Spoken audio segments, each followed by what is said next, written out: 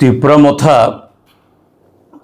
তাদের যুব সংগঠন ওয়াইটিএফ এর ডাকে আগামী 7 তারিখে আগরতলায় স্বামী বিবেকানন্দ তথা আস্তাবল ময়দানে এটা কর্মসূচি ডাক দিয়েছিল। তো যেটা আজকে জানলাম, গভর্নমেন্ট নাকি সেই কর্মসূচি করার জন্য অনুমতি দেয়নি।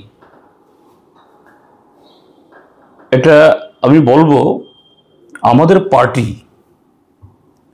যে গণতান্ত্রিক ব্যবস্থায় সমস্ত রাজনৈতিক দল তাদের গণতান্ত্রিক অধিকার তারা যাতে ভোগ করতে পারে এটা সুনিশ্চিত করা দরকার।